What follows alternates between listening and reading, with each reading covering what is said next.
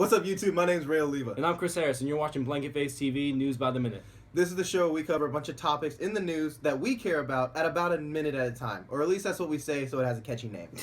With that being said, let's get to it. International. So the first thing I want to talk about today is Obama's visit to Cuba, but before we even start this story, can we talk about this handshake? There is social media blitz over this awkward moment between the president and Cuban strongman Raul Castro. What?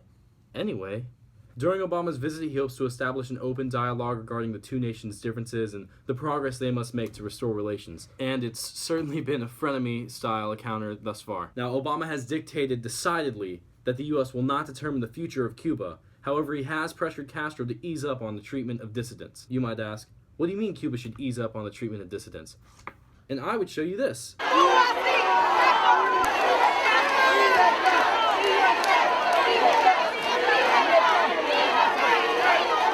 That was Cuban officials arresting members of a group called Ladies in White, which is a group for wives and children of jailed dissidents. Now, this happened the day before Obama arrived in Cuba, and although it made headlines all over the U.S., it was not in any newspapers in Havana, or Cuba for that matter. They can't talk about it. In Havana, that there has been nothing written in the local press about what happened yesterday. Is that correct? Yeah, that's correct. We are here in Havana. When Castro was asked about dissidents, he said, "Give me a list of political prisoners and I will release them immediately." So a bunch of people compiled a bunch of lists and posted them on the internet, and nothing happened. So in case you thought President Castro wasn't a dictator, think again. Side note, Tampa Bay Rays are playing the Cuban national team today, and go Rays. Technology. The once powerhouse gaming company known as Nintendo has lost a lot of their momentum in the past few years, and they're expected to cease the production of their Wii U console by the end of 2016. The lack of sales for the Wii U console probably has to do with the fact that they had a really hard time selling third-party games. But I mean, they had great first-hand games like Mario Kart 8, Smash 4, Mario Maker, I guess, kind of toward the end. That's really it, though. They really didn't have a lot going for them in their own games for the Wii U. And the Wii U sales aren't being helped by the fact that Nintendo is set to put out 5 mobile apps by the end of the next couple of years. See, Nintendo was once the #1 portable gaming company with the Game Boy and the Nintendo DS, but the portability of the Wii U tablet kind of paled in comparison. Due to this accumulation of problems surrounding the Wii U, Nintendo is going to stop the production of the Wii U by the end of 2016.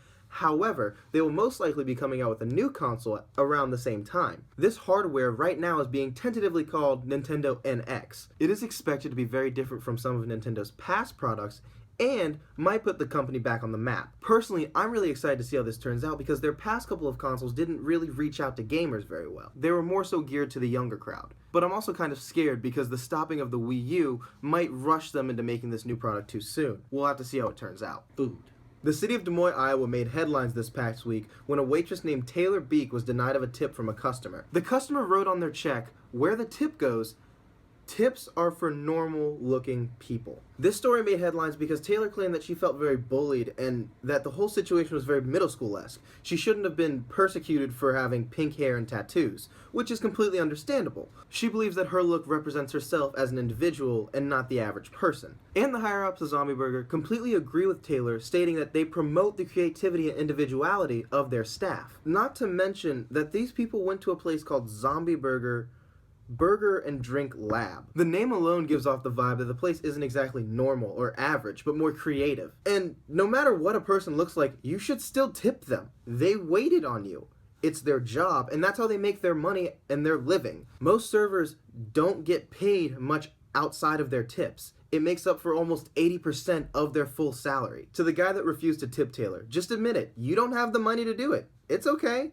Swallow your pride. Interestingly enough, Who TV covered this story and had a poll asking people how much they actually tipped at restaurants. And 50% of the people who voted said they tipped 20%. I'd like to know how many people actually do that and how many people just said that because they didn't want to look bad, even though it was an anonymous poll. The bottom line to this story is no matter who's serving you, no matter what they look like, as long as they're a good server, you should always tip them. And even if they're bad, realize that that's where their money comes from. More international. As I'm sure you've already heard, Brussels experienced a large-scale terrorist attack this morning. Bombs went off at the Beeck metro station, I think I'm saying that right, and Brussels International Airport. The current death count is 30 people, and more than 200 are wounded. ISIS claimed responsibility several hours ago. Now, as far as the details go, we don't know that much except for that in the airport there were 2 bombs, and one of them was definitely a suicide bomber. The other one may have been in a suitcase. But does any of that really matter when we think about now a bunch of people, innocent people, are dead? Now, ISIS's motives aren't really clear at this point, but, they're the form of human pollution that doesn't really need motives to kill a bunch of innocent people on any given Tuesday. Some are specifying that it could be in regards to the capture of Salah Abdeslam, who is the sole remaining attacker from the Paris attacks. Thus, some people think that the Brussels attackers got concerned that he would give them away in his confinement and sped up with the process and did the attack today. But at the end of the day, now it's done. A bunch of people are dead, and it was causeless. It was useless. Our thoughts and prayers go out to the people of Brussels, especially the people whose families were affected by these attacks. Thanks for watching this week's News by the Minute. I'm Chris Harris. And I'm Ray Oliva. Please be sure to like and subscribe. All of our story links are down below and all of our social media. Please be sure to give us a follow on Twitter at BlanketFaced. And if you have any ideas, email us at blanketfaceproductions@gmail.com. Thanks for watching. Bye.